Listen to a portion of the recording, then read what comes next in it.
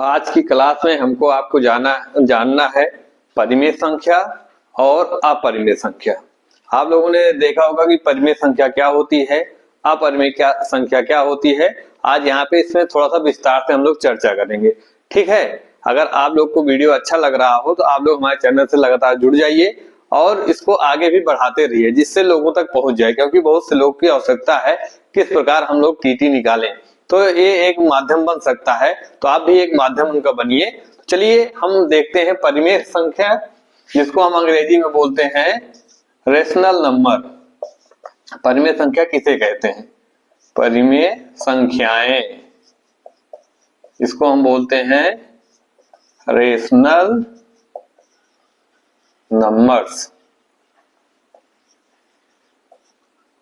देखिए परिमेय संख्याएं आप लोग बहुत पहले से पढ़ते आए होंगे कि जिनको हम P अपान Q के रूप में लिख सकें।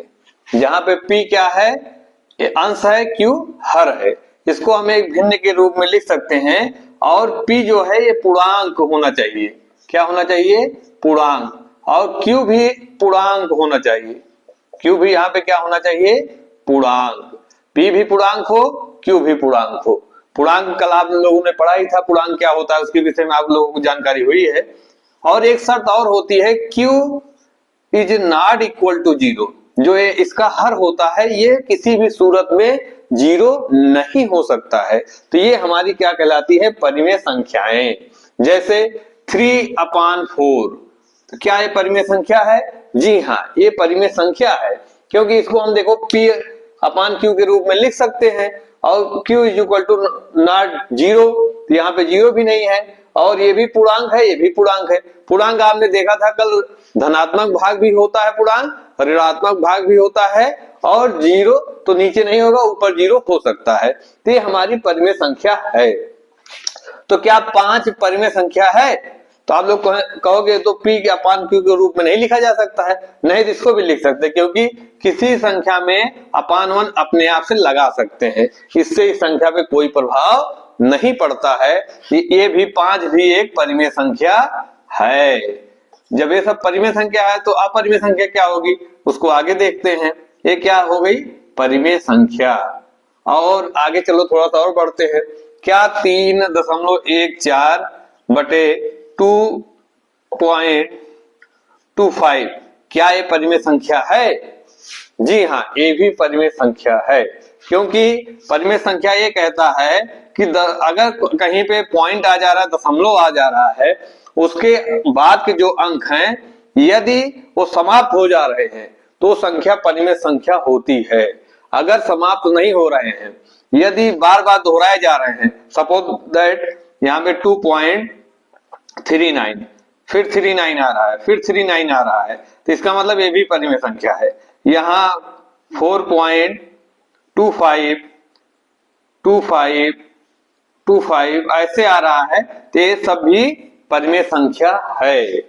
लेकिन अगर कोई संख्या ऐसे आएगी, पॉइंट के बाद 1 2 3 फिर 4 आए, फिर 2 आ जाए, फिर 1 आ जाए, 5 आ जाए, 6 आ जाए, फिर 1 आ जाए, मतलब कोई निश्चित नहीं है, रोटेट नहीं हो रहा है और बढ़ता ही जा रहा है। पॉइंट के बाद अंक समाप्त नहीं हो रहा है और एक समय के बाद संख्या रिपीट भी नहीं हो रही है, तो इसका मतलब वो परिमेय संख्या नहीं होती है। चलिए इसको तो हम जान लिए, बहुत आसान है। अगर हम किसी को P अपान जो परिभाषा है, परिभाषा तो आप लोगों ने याद किया, लेकिन प्रैक्टिकल ही समझिए, P अपान Q के रूप में लिख सकते हैं और P पूर्णांक होना चाहिए, Q भी पूर्णांक होना चाहिए, और शर्त है Q जीरो के बराबर नहीं होना चाहिए। मान लो यहाँ पे एक क्वेश्चन दे दिया गया 5/0, तो क्या ये परिमेय संख्या है? जी नहीं, क्योंकि यहाँ Q बराबर 0 आ गया है, तो यह परिमेय संख्या नहीं होगी, इसका मान इन्फिनिटी आएगा और इन्फिनिटी अपरिमेय संख्या होती है, ये परिमेय संख्या नहीं होती है। तो आप लोगों ने निश्चित ही परिमेय संख्या के विषय में जाना है कि ये परिमेय संख्या होती है। इसमें से क्वेश्चन आता है, निश्चित ही इसमें से एक क्वेश्चन रहेगा, टेट या सीटेट में, दोनों में क्वेश्चन इससे रहता है। परिमेय संख्या के विषय में नहीं पूछेगा तो अपरिमेय संख्या के विषय में पूछेगा। चलिए अपरिमेय संख्या भी थोड़ा जान ले तो फिर दोनों में अंतर कर पाना आसान हो जाएगा। अपरिमेय संख्या, अपरिमेय संख्या में क्या होता है? इसको बोलते हैं इंग्लिश में इरेशनल नंबर्स, संख्याएं, अपरिमेय संख्याएं, ऐसी संख्या जिसको हम P अपान Q के रूप में नहीं लिख सकते, P अपान Q के रूप में नहीं लिख सकते, नहीं लिख सकते, और Q is equal to not is equal to 0 और P और Q पूर्णांक न हो तो अपरिमेय संख्या होती है। अच्छा, अपरिमेय संख्या फिर क्या होगी? जो रूट के अंदर अभाज्य संख्याएं होती हैं, जैसे पाई एक अपरिमेय संख्या है। पाई क्या है? एक अपरिमेय संख्या है। पाई ये बहुत पूछा जाता है, पाई परिमेय संख्या है अपरिमेय, तो पाई एक अपरिमेय संख्या है। इन्फिनिटी भी एक अपरिमेय संख्या है, अपरिमेय संख्या। पाई भी अपरिमेय संख्या है और इन्फिनिटी भी अपरिमेय संख्या होती है। तो ये दो चीज जानिए। और अपरिमेय संख्या क्या होती है? क्या √2 अपरिमेय संख्या है? जी हाँ। अगर अंडर रूट के अंदर अभाज्य संख्या हो, कल आपने अभाज्य संख्या पढ़ी थी ना, अभाज्य संख्याएं क्या होती हैं? अभाज्य संख्याएं, कल आपने इसको देखा भी था, आज भी थोड़ा सा जान लीजिए। संख्याएं तो इसमें होता है 2, 3, 5, जो खुद से कटे या एक से कटे वही अभाज्य संख्या होती है। 7 हो गया, 8, 9, 8 नहीं हो क्योंकि 8 2 से कट जाएगा, 9 नहीं हो क्योंकि वो 9 3 से कट जाएगा, 10, 11, ठीक है। ऐसे डाट डाट बढ़ता हुआ चला है। जो संख्या किसी से ना कटे वो हमारी क्या होती है? अभाज्य संख्या। और ये अंडर रूट होता है, इसको हम बोलते हैं अंडर रूट। अगर अंडर रूट के अंदर कोई अभाज्य संख्या है तो वह हमारी अपरिमेय संख्या होती है। जैसे √3, √5, √7, √11, तो ये सब क्या हो जाएंगी? अभाज्य संख्या रहेंगी, तो आप तुरंत बताएंगे ये अपरिमेय संख्या होती है। लेकिन अगर आपसे कह दिया जाए क्या √4 अपरिमेय संख्या है, तो आप जल्दी में सोचेंगे अंडर रूट के अंदर है, लाओ इसको अपरिमेय संख्या लगा दे। तो √4 का मान आ जाता है 2, क्योंकि 2 का वर्गमूल है, 4 का वर्गमूल निकालेंगे तो 2 आएगा। तो 2 आ गया, तो 2 को तो भाई 2/1 लिख सकते हैं, P अपान Q के रूप में लिख पा रहे हैं, और Q बराबर नॉट इज इक्वल टू 0 भी है, तो इसलिए √4 अपरिमेय संख्या नहीं है।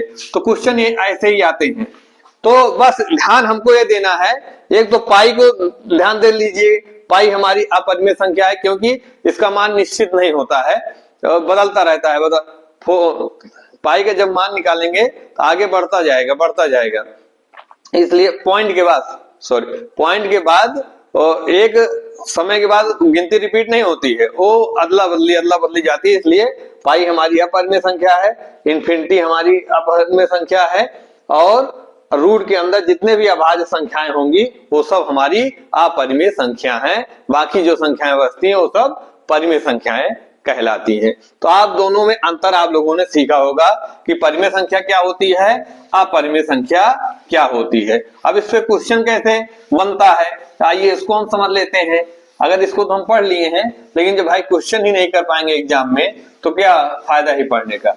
तो ये तो कॉन्सेप्ट हम आपका क्लियर कर रहे हैं, क्वेश्चन आगे भी हम सॉल्व कराएंगे, लेकिन अभी कॉन्सेप्ट क्लियर करते हुए चलिए कि परिमेय संख्या क्या होती है, अपरिमेय संख्या क्या होती है। जब आपका कॉन्सेप्ट क्लियर रहेगा तो सब कुछ सही रहेगा। अब जैसे पूछ लेगा एग्जाम में, पाई इनमें से अपरिमेय संख्या कौन है? अपरिमेय संख्या कौन है? इनमें से अपरिमेय संख्या कौन है? अब आपको 4 ऑप्शन दे देगा, ठीक है भाई। क्वेश्चन 1 मान लो, पहला ऑप्शन दे दिया √9, बी ऑप्शन दिया √4, सी ऑप्शन दिया √19, डी ऑप्शन दिया √36।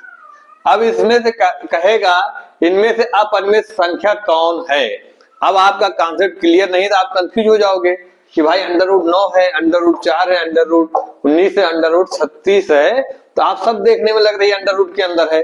तो क्योंकि और सब संख्या इसमें से निकल आएगी 3, तो 3/1 परिमेय संख्या हो गई। इसमें निकलेगा 4 में से निकल के आएगा 2, क्योंकि इसका वर्गमूल 2 आ जाएगा, तो 2/1 ये भी परिमेय संख्या। 19 जो है, और हमने ये भी आपको नियम बताया है कि अंडर रूट के अंदर यदि अभाज्य संख्या बैठी हुई है तो वह अपरिमेय संख्या होगी। अतः ये हमारी अंडर रूट 19 एक अपरिमेय संख्या है। बाकी ये हमारी परिमेय संख्या, ये भी अच्छा का वर्गमूल है तो होगी। तो ऐसे क्वेश्चन बनेंगे कि अपरिमेय संख्या पूछ लेंगे। या दूसरा क्वेश्चन ऐसा बनता है कि इनमें परिमेय संख्या होगी, इनमें परिमेय संख्या होगी। अब आप इसको 4 ऑप्शन इसमें भी दे देगा कि इनमें से कौन सी परिमेय संख्या होगी। मान लो अंडर रूट 11 है, बी दे दिया अंडर रूट 16 दे दिया, सी दे दिया अंडर रूट 23, डी दे दिया अंडर रूट 29। अब इसमें बताओ कि कौन सी परिमेय संख्या है। अब देखेंगे अंडर रूट के अंदर 11, क्या ये अभाज्य संख्या है? जी हाँ, ये अभाज्य संख्या, इसका मतलब है अपरिमेय संख्या निकली। और अंडर रूट 16 4 का वर्ग है, इसका अगर वर्गमूल निकालेंगे तो 4 आएगा, तो 4 इसका मतलब ये परिमेय संख्या है। और यही पूछ रहा है कौन सी परिमेय संख्या होगी। जब एक ऑप्शन आपको मिल गया बस खत्म कहानी, क्योंकि एग्जाम में हमको टाइम भी तो बचाना है। हम जल्दी से देखेंगे, उत्तर हमको मिला तुरंत लगा देंगे, लेकिन जब कॉन्सेप्ट क्लियर रहेगा तभी हम ना कर पाएंगे ये सब चीजें। तो इस प्रकार पूछ लेगा। बाकी पॉइंट में दिया रहेगा, कोई गिनती रिपीट हो रही है, मान लो 3.143, फिर आ रहा 143, फिर आ रहा 143। पूछे क्या ये परिमेय संख्या है? क्या यह परिमेय संख्या है? परिमेय संख्या है? आप बताओ, आप सब लोग भाई, परिमेय संख्या है? जी हाँ, ये परिमेय संख्या है, क्योंकि हमने बताया है पॉइंट के बाद अगर संख्या जैसे 143 यहाँ या फिर 143 फिर 143 अगर रिपीट हो रही हैं तो परिमेय संख्या होती है। यदि एक समय के बाद समाप्त भी हो जा रही है, जैसे ऐसे बढ़ता हुआ चला जाएगा, तब भी ये परिमेय संख्या होगी। लेकिन संख्या समाप्त भी नहीं हो रही है और सेम संख्या रिपीट भी नहीं हो रही है, तो वह अपरिमेय संख्या होगी। तो आप लोगों ने आज सीखा परिमेय संख्या और अपरिमेय संख्या में हमें अंतर क्या करना है। तो ज्यादातर क्वेश्चन यही आते हैं। और एक क्वेश्चन इसमें और बनता है जो कई बार पूछा गया है, आप पेपर उठा के देखेंगे टेट और सीटेट का, तो उसमें पूछते हैं पाई क्या परिमेय संख्या है? क्या अपरिमेय संख्या है, परिमेय संख्या है? तो आपको बताना रहेगा पाई हमारी अपरिमेय संख्या है। जब पाई के विषय में आप जान ही रहे हैं तो पाई से रिलेटेड क्वेश्चन आ जाएगा, पाई हमारी कैसी संख्या है, तो आपको बताना है पाई हमारी अपरिमेय संख्या है, इन्फिनिटी हमारी अपरिमेय संख्या है। तो निश्चित ही आपको ये चीजें समझ में आई है। अगर कहीं भी आपको समझ में ना आया हो तो आप हमारे इसमें कमेंट बॉक्स में जाके कमेंट कर दीजिए, हमको यहाँ पे नहीं समझ में आया है, तो उसको हम अगली क्लास में और आपके पास इसका मतलब सलूशन हम भेजेंगे या फिर से एक प्रयास करेंगे, समझा के भेजेंगे। लेकिन हमको ये विश्वास है अगर आप ध्यान से हमारा ये वीडियो देख लेंगे, ध्यान से इस क्लास को देख लेंगे, तो निश्चित ही आपको सारी चीजें समझ में आ जाएंगी। ये हमारा विश्वास है। आपका क्या विश्वास है कमेंट करके जरूर बताइए। अगर वीडियो अच्छा लगा हो इसको आगे बढ़ा दीजिए, जिससे लोगों तक पहुंच जाए और टेट और सीटेट की तैयारी करने में उनको आसानी हो। ठीक।